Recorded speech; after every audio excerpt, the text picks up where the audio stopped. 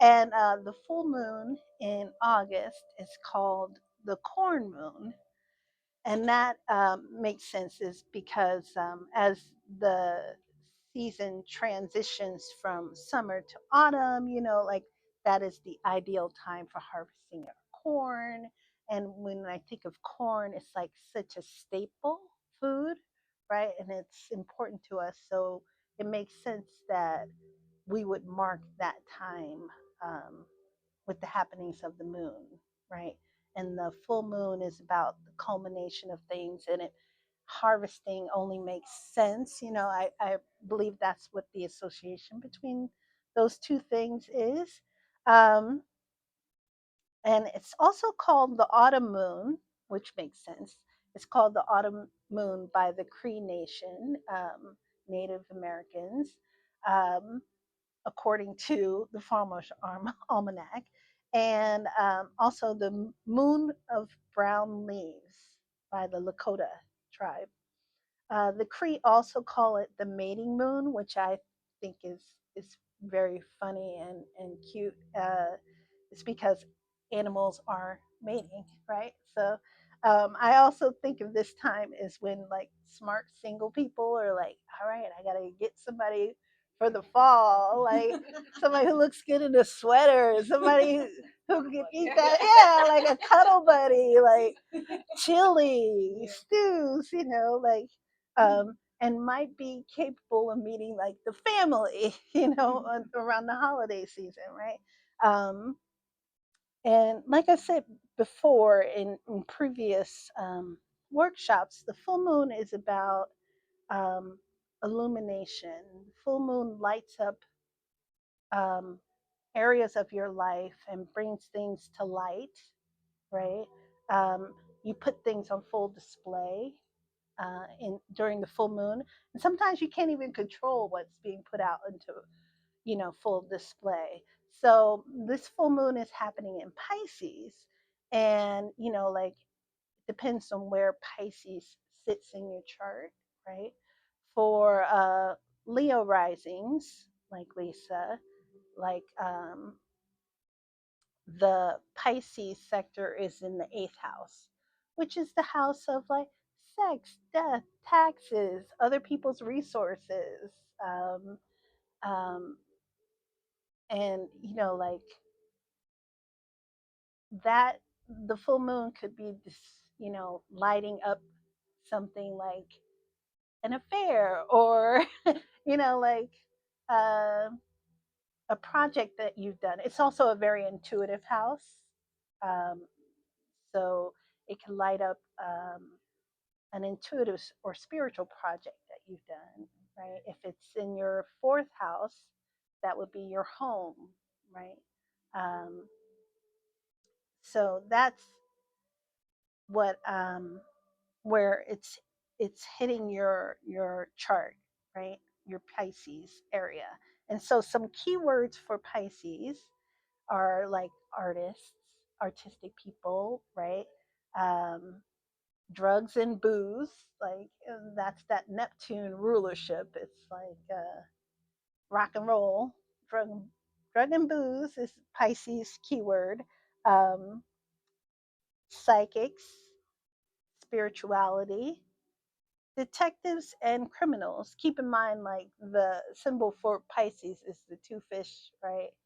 Going around and around, yin yang. So Pisces has some interesting like relationships, like um, detectives and criminals, or like prisons and retreats, like a spiritual retreat. So like it's two different um, ways to think about Pisces. And I always think that the criminal part is funny because I grew up with a Pisces father, and he's like the opposite of that. He leans into the Jupiter rulership, spirituality. He was a preacher, and so I'm always tickled by like the other side of Pisces, that people don't necessarily associate with them. Water, naturally, Pisces is a water sign. Um, ships, shipping, sailors, secrets, which I also think is very fun, secret societies, social outcasts, and social unrest. If you notice that we've had an uptick in protests across the country, right? Um, it doesn't hurt that Uranus is in Gemini right now, and that also, you know, ticks up the social unrest part of it. Sanitariums, back in the day, people like the doctor used to be like, you need to go to a sanitarium and rest, and so that's the Pisces kind of place. Again, spiritual retreats, health wise, in what we would call astrological medicine or medical astrology. Pisces represents the feet, the lymph nodes, the lymph system, and your immune system. So you might want to keep up with your immune system. Maybe take some vitamin C, whatever your um, way of managing your immune system.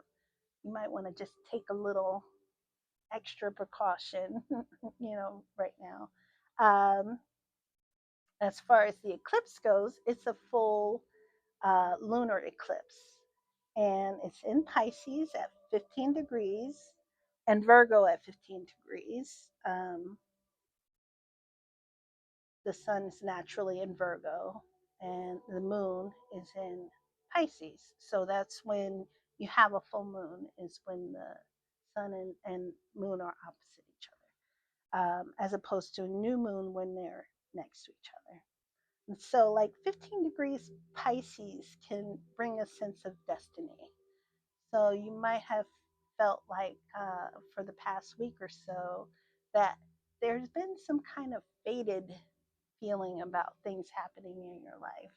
And you might want to take a look at what has been happening over the past week or two, and pay attention to what is going to happen up until the 10th. Because we watch eclipses for about 2 weeks before, and because that's the shadow, and then uh, 3 days afterwards. So don't make any huge decisions during eclipse. 15 degrees in Virgo is kind of like a perfect Virgo degree, and so that Virgos are about service, and they're very conscious of their health. They can also have a little bit of anxiety and self-critical nature. So if you've seen any uptake, right? Like, so if you see any uptick in like being self-critical or whatever, take a moment and be like, all right, calm down. This is all like eclipse energy, and it'll back off soon. Um, and also, just if you do it regularly, because Capricorns are guilty of this too, just find ways to love yourself, whether it's taking a bath or leaving love notes for yourself on the mirror or on the fridge or whatever, wherever you frequent, most of all. So 15 degrees in Virgo, um, it's about service in general, and it has a really soft feeling about it. Come on in. But the Virgo at 15 degrees will only be nice for so long. Once they start to feel underappreciated or taken advantage of, watch out. Like, that Virgo is going to use all their skills and all their detail oriented abilities to take you down, right? Um, so that's the feeling around those degrees. So eclipses in general are about beginnings and endings. An interesting fact about eclipses is that we tend to look by human nature at our leaders during times of eclipses. And I thought it was really interesting that we were questioning Trump's health during this pre shadow week before the eclipse. And that's a normal thing